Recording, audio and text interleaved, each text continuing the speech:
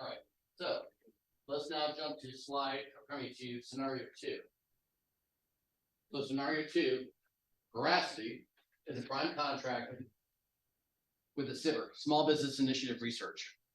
Is there anybody that is not familiar with what a SIVR is? Okay, so the SIVR, Small Business Innovative Research, is basically an opportunity for the U.S. government to fast track something that they have an interest in, and they provide you 3 rounds of funding. Okay, now, because we've seen this firsthand, it was actually one of our very first clients. They had a SIVR, but the challenge that was with that is what the contracting official allowed from a budgeting perspective for security was grossly underestimated what was going to be necessary, because it called out, we expect you to be in conformance with CMMC level 1, and this was back in 2021.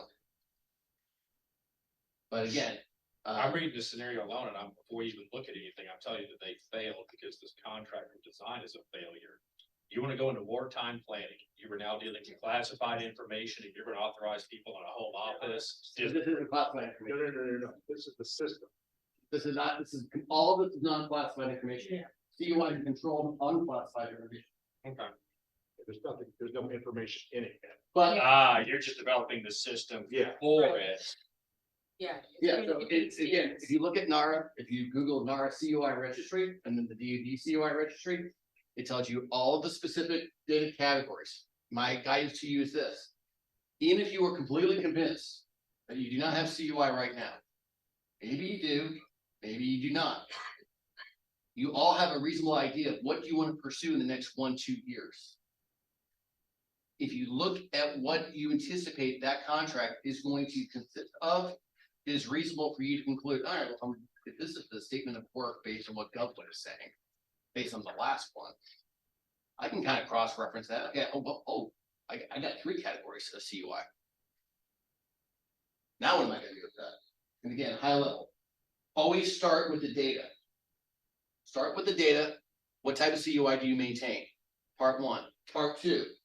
Who on the team has legitimate business access to see that CUI? Once you've identified that, part 3 is pretty simple. What are the computing assets that are associated with those individuals? That becomes your scope for your CMMC level assessment. So in this particular case, small home-based business, total of 10 employees, they work remote. They have an MSSP, in this particular case, Arctic Wolf. Just using that as the example. Again, looking for them, nothing against them. Now, taking some of the theory out for you. They have a cloud-based firewall provided by Cloudflare. Each laptop is configured to be able to access the GCC high environment through a cloud-based firewall. All of those particular assets are managed by Arctic Wolf.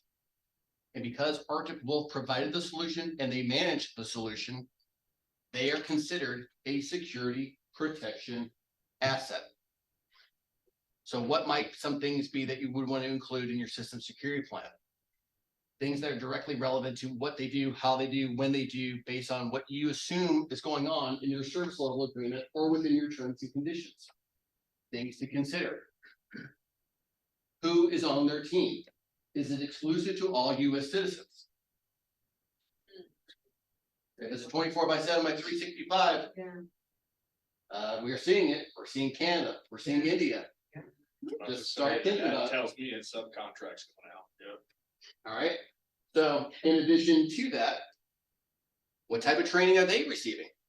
Because if they're providing that separation of duties, and in fairness to MSSPs, it's usually like, all right, well, they have a SANS CIAC, they have this or that, so they can show that they've had demonstrative training associated with that role. But again, unless you know what to call out in your service level agreement, you don't know what you don't know. Service level agreements are designed to benefit the service provider, not the person receiving it. So again, this is your scenario. Time when you're actually soliciting a contract from a service level provider, does it behoove you to make sure that they are CMMC certified, quoted, and all that stuff? So as moving forward, it is the intent of the cyber accreditation body in the ecosystem. If you're going to be an MSSP, you're gonna have to be level 2 certified. But as long as Arctic Wolf maintains personnel within the United States and the Azure instances in the Eastern, US region, then they can do business. Yeah, that's fine. Yeah. So, having said that, with regards to, you now understand the context of the type of company, size of the company, network architecture. Same thing. Same controls. Kind of just a little on topic, but off topic, we were looking at getting Deltek to do some, Mhm. be our back office, contracts. And I was saying, oh, great, let's store our contracts in Deltek. Right. Well, if a contract has CUI. Yeah. No, you can, they do have a security, they do have a. Separate, yeah. It is $17,000 more a year. Yep, yep. Whoa, Federal compass. just a Yeah, thought. Same. Yes, and it's $7,000 because they have to only use their US persons and have their cloud environment paid for. And then there was like an additional 10,000 for help desk that they put in there, and I was like, I've seen that in South Reading, Virginia. Yeah. It's set up, so. Do they have the same type of, opportunity for storage? yeah, because Delta, you can just store whatever you want in there as a repository. I know, but with like the competitor Deltek app, I mean. So that's it's not like that's- that, Please continue working, because we got the room for the 20 minutes. We're gonna just do a quick down and dirty. We're gonna split it 10 still. It's a You did it. 15. You did it. Oh, okay. Okay, yeah. But just to think that, this goes beyond what we're talking about here, and as Carter's saying, that SSP, look at what they have to do and what that implication should have on budgets.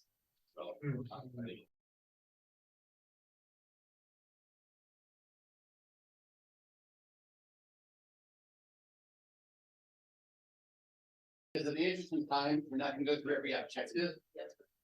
I'm gonna basically ask the question in a different way. What could this business owner do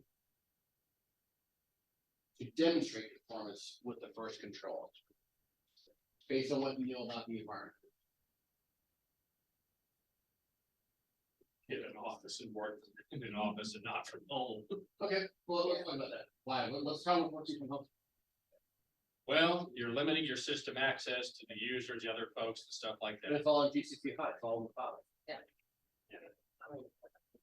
Well, I would say separate PCs, personal and business. Business, to begin with. Okay. To separate that out. So maybe considering things like does the home have a home security system? Right. Yeah. Like a physical. Yeah. you know, I have 2 golden retrievers, an AR-15, a 12-gauge shotgun, and other stuff, but if I'm not there, I just have to. Yeah. Thing to consider though, is unless you are an individual that lives by yourself, it's too hard. You've got family, what if you've got kids? Yeah. Are you operating 2 different ISPs? You have properly VLAN, so that way they can play Halo and not, cross over to your network? That's what I was talking about. Yeah, just making sure it's VLAN does not mean it's going to in and of itself pass. Right. Oh, no. You're gonna have some security protection groups to show definitively that you are on one segment and you cannot hop over.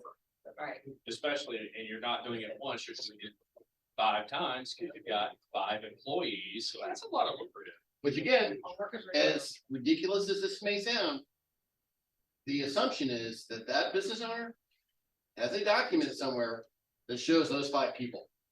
Mm-hmm. Because then, not control here. Well, yeah, for change management and access restrictions for change. They're gonna wanna be able to see, when was that person onboarded? Yeah. What was the process for that? Yeah. Has anybody left the company? What was that offboarding process? Is anybody that you said has been offboarded, is there still a, Did you give them Nothing initial is- their own dedicated laptop, or if not, did they have their personal? What did you do to sanitize their personal from? I'm telling you guys right now, unless you're going with a virtual desktop environment, BYOD is not going to pass. Does anybody care to take a shot as to why? Because there's no way you have remote control. of it. Right, yeah. That's why I'm saying you need 2 separate PCs. Separation of duties, you think this one was met? No. I don't know who's on first, what's on the second, I don't know who's on third. It just- How about not? Didn't have enough information. So I would say, the fact that they have an MSSP, Right. you could document your system security plan, and that would clearly suffice. Oh, what? Okay, well, wait. MSSP. Arctic Wolf, the managed system. Yeah, but so even though they've got a CEO, but they didn't name an IT manager or anything, it doesn't matter. It Because- doesn't matter? Okay. Because the Arctic Wolf is handling all of that for them. Okay. Yep. Yeah, I do have one question on, I said the authorized access.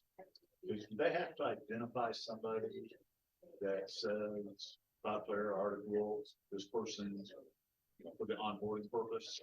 Do they have to identify that person who contact?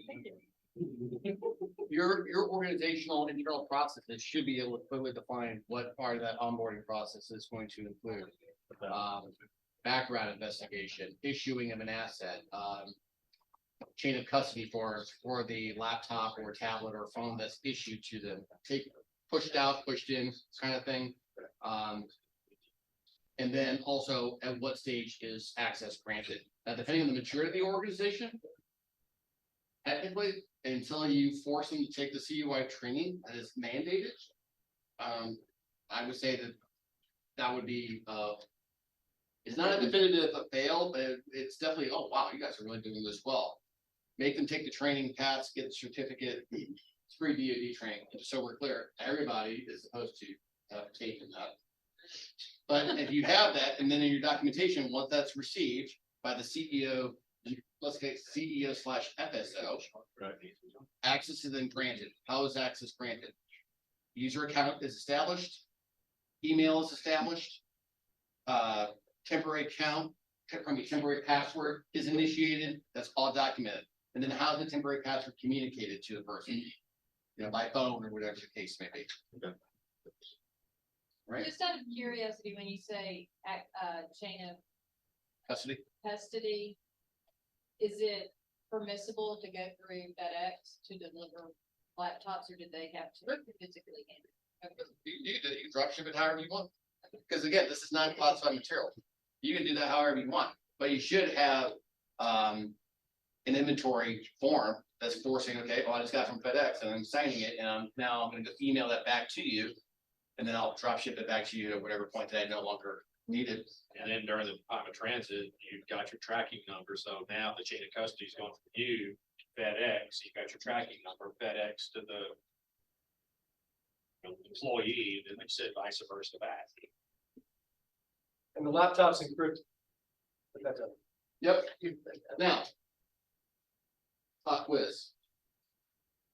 You have Microsoft Windows. And you enable BitLocker. Is that by default sufficient? no, No, Why? I don't know why, but I know it's not. it's not sufficient. Did take 13. Yeah, I was gonna say the encryption Because is not. there's. Actually, it is. BitLocker is FIPS approved, but there's a FIPS module that you have to enable. In BitLocker. Okay, okay. So the correct answer is BitLocker, but incomplete unless you enable the FIPS module. I think it was something similar on the map that I had to do the same thing, go in there, so it will work, but until I go and activate the encryption in the FIPS locker. And when you're talking about devices, hopefully you guys aren't really doing it for anything other than an email.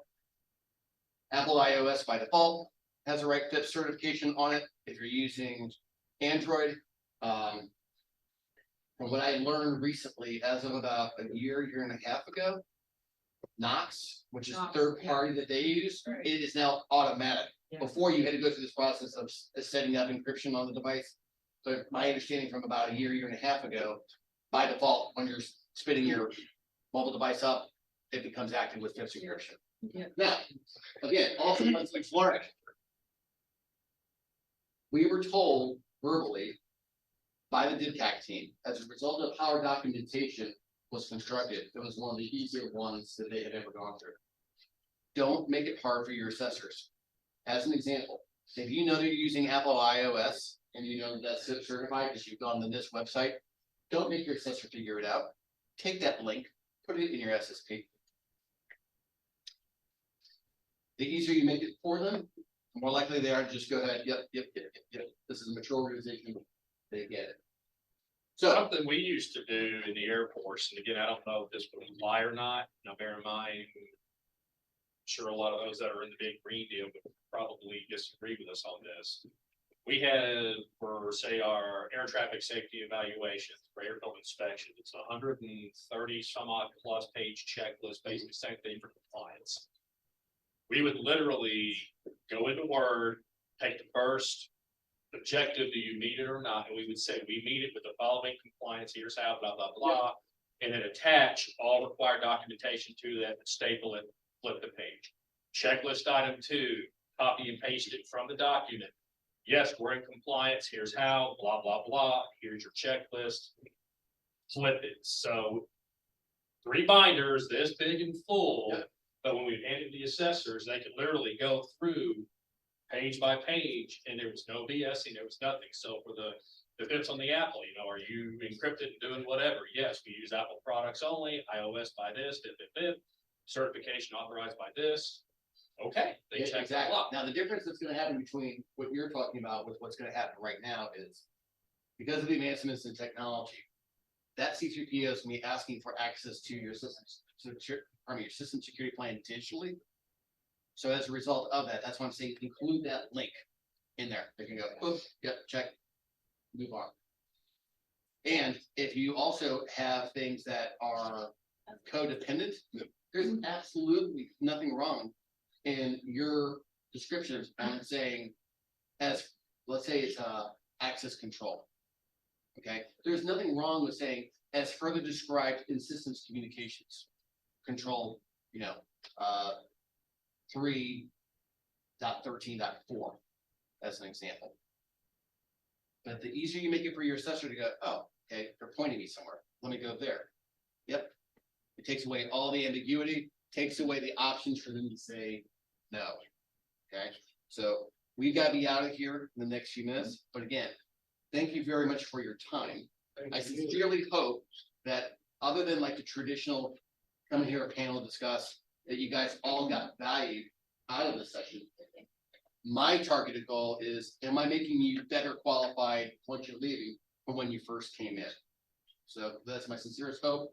Please make sure you give appropriate feedback to Paul. And we can't fix it, we don't know it's broke. We want to continue to be able to evolve and make this as rock solid of a workshop as possible for future events. Our feedback is, can we have you back every week? My contact information is here. I know a lot of people on this side have already gotten my digital card. I'm more than happy to share my digital cards with anybody that would like to have access to it. We also have some marketing materials over here with regards to what Soundwave does. So we do help organizations prepare for CMMC. We help organizations become certified. And again, just because it's delayed does not mean that you cannot commission us and get on our list now. Because to the point that the gentleman made earlier about, well, there's not gonna be enough, and it's gonna be a mad rush, that's fine. You can secure your spot now, where we can construct a language that says, once CMMC is ratified, based on where you are on our list, within 35, 45, 60 calendar days, you are on our list to commence. Well, the other cool part is that puts you closer to the certification, while everybody else is still scrambling. Right. Now you're jumping in ahead of the contract lines and getting contracts just because you're compliant when 80% of your competitors are not. So, before we conclude, any comments, questions, or concerns for me before we adjourn? That's great, thanks. All right, thank you very much, everybody.